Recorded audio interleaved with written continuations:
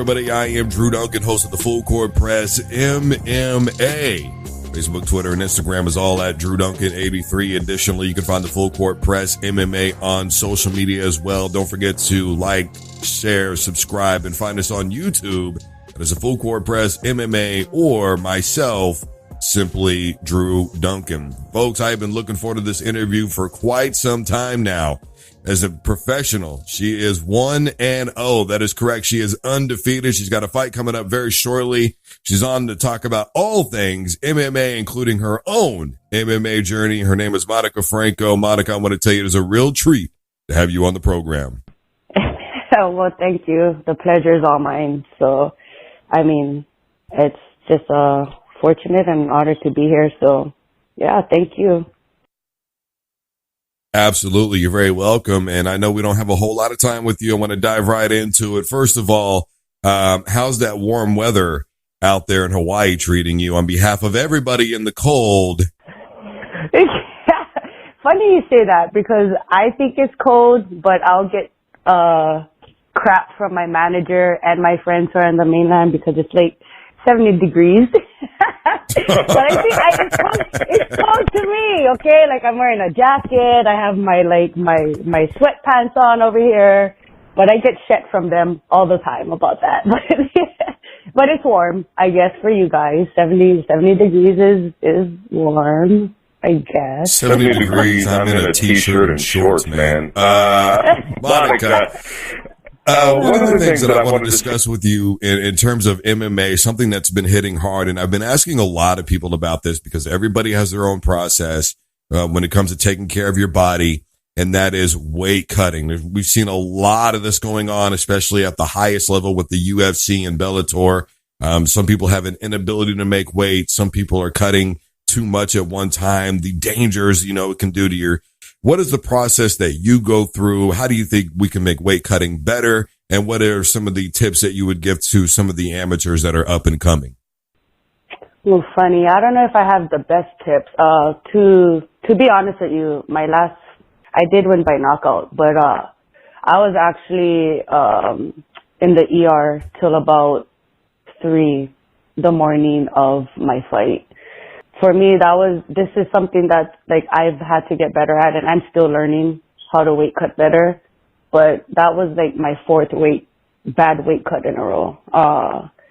And it's definitely something that I don't want to continue doing because it is extremely bad for your body, and it's extremely bad for your kidneys and your brain and everything else that happens with it. For me, I was still uneducated on how bad it was.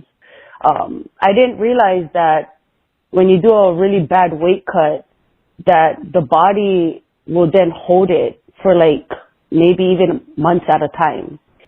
So with this whole process, the 4 that I had bad in a row, the first one that I had was bad. I didn't realize that my body was holding, So then another fight would get lined up for me, maybe a month and a half out later, and I'm freaking out because my body's not dropping anything. And, it had gotten to the point where this was my 4th really bad weight cut in a row. I ended up in the ER, and by the grace of God, I came out, with a knockout and stuff like that. But, I'm not a big fan of horrific weight cuts. And it comes down to the individual and what is going to work best for them. And obviously getting started sooner rather than later, as opposed to waiting last minute or maybe seeking, advice and professional help from tapping into that if you really have not, the best way to go about it. I'm just trying to start sooner rather than later.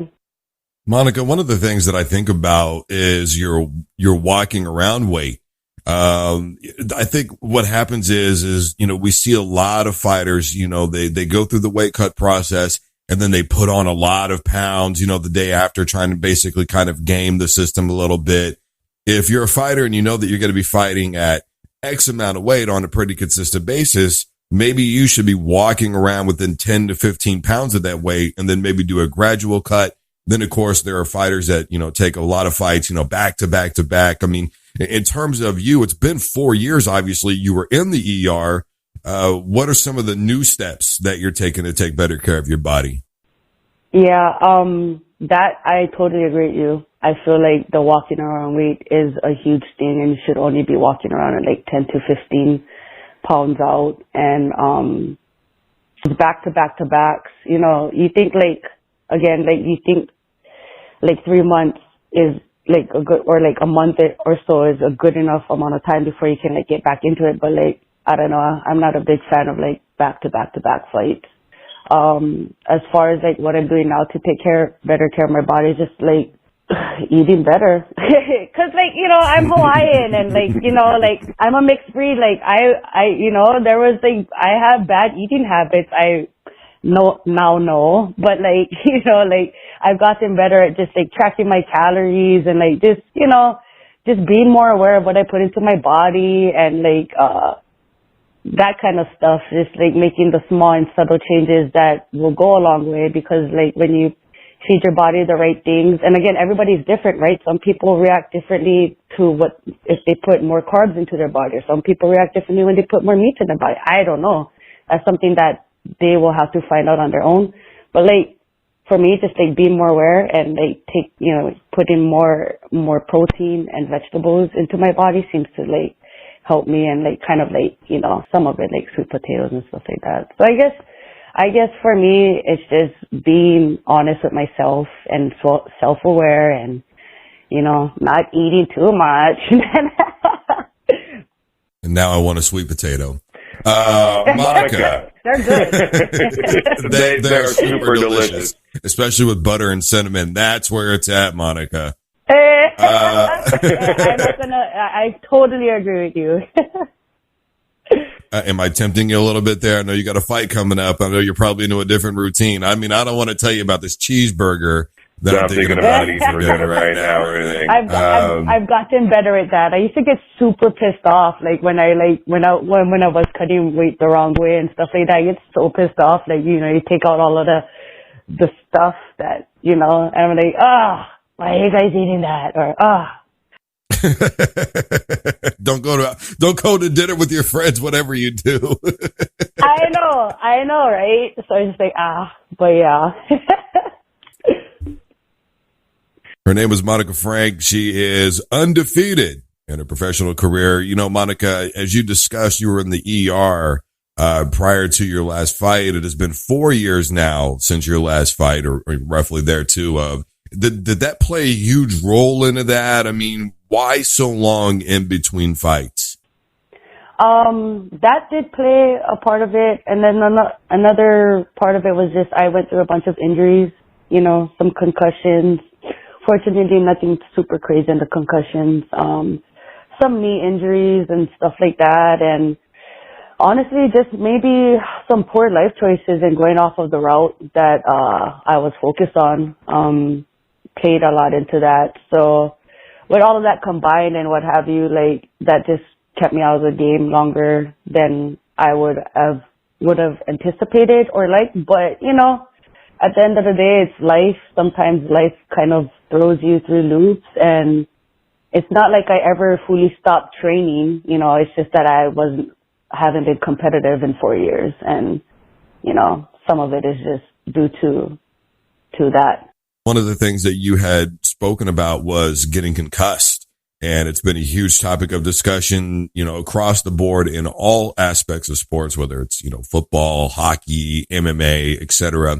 And obviously there's a huge growing concern for the safety of the athlete.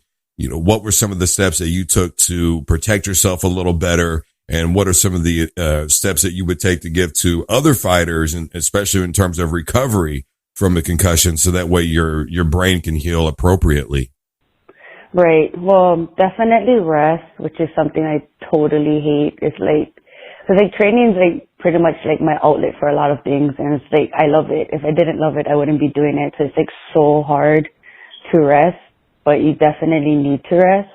Not saying like stay inactive and like physical movement, you know, you can like, depending on how severe the concussion was. For me, fortunately, like I could still swim, you know, or ride the bike and do that kinds of stuff. I just couldn't like take any contact to the head, or like I even stayed out for a while, like, you know, from like mitt holding or hitting the heavy bag or punching mitts, just in case, you know what I mean? Just, you know, didn't want to get like, cause they say like the jolting to your head or whatever. So I didn't want to do anything that would like jolt it too much. So I just rested a lot. When I got back into it, like, it's funny cause like I actually had heard things like other fighters such as like Robbie Lawler and Tony Ferguson, and just one of his most recent interviews and the fight that he just won, he said that he doesn't even spar, you know, so I just kind of started taking that approach. Like, I've been doing it for so long, like, I don't think that hard sparring is necessary for me. You know, like, I'm not going to advise people, like, what to do and stuff like that, but for me, I don't think hard sparring is necessary. Like, I'm just kind of taking the T. Ferg approach and the Robbie Lawler approach in that one and working on all the other aspects and, you know, still keeping sharp. There's other ways to keep sharp, you know, and find that balance. I've been in martial arts now for 19 years. You know, I started when I was 15. So, like, for me, like, I don't need to, like, take any, I want to save my brain for, like, when I actually have to, like, you know, step into the cage and fight. You know, it is a dangerous sport. It is a very dangerous sport. And one of the things that you talked about was passion. And you've been doing it a long time. I mean, you just made mention 19 years doing MMA, but why MMA? What got you into it and what drives you and keeps you motivated in MMA?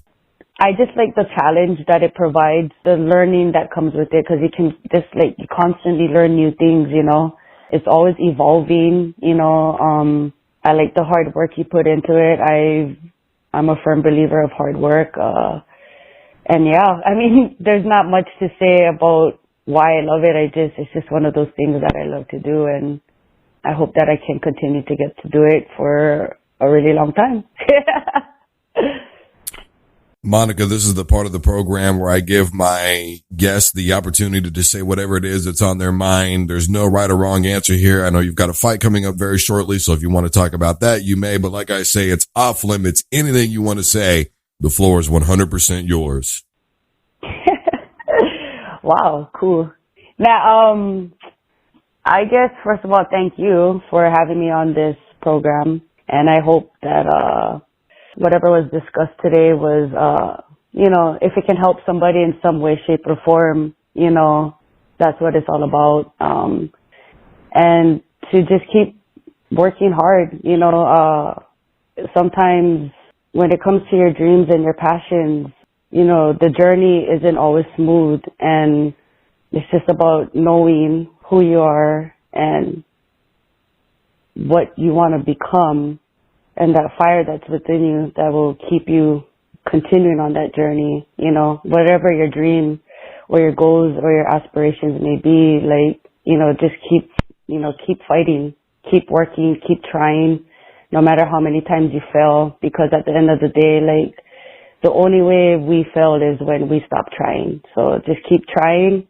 Just like to thank my manager, Jason Adams, Underdog MMA Management, for just being that support and just believing in me and, you know, helping me out through the rough times and, you know, taking me on even though I was injured. Like, he still took me on under, you know, onto his roster, and he's a person that's all about quality. You know, I really appreciate him being able to see the potential within me. I appreciate whatever support I continue to get from my family and friends and my teammates. Without them, I don't know where I'd be. I am who I am because of them, you know, whether I've trained with them in the past, you know, and in the present, and the people that I cross-trained with, like, you know, I wouldn't be the fighter that I am.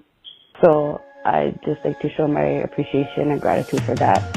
And I hope that that is okay. I loved every moment of that, Monica. I think that was the best part of the interview. I really do. Oh, okay, cool. I'm sorry. I try to do good interviews, but I don't know. Hey, the first thing that comes to your mind is usually the right answer. So there you go. Boom. Yeah. Cool. Everybody, her name is Monica Franco. My name is Drew Duncan. Monica, thank you once again for being on the show, and good luck to you in your upcoming bout. Thank you. Thank you so much. You're very welcome. All right, everybody. I am Drew Duncan, host of the Full Court Press MMA.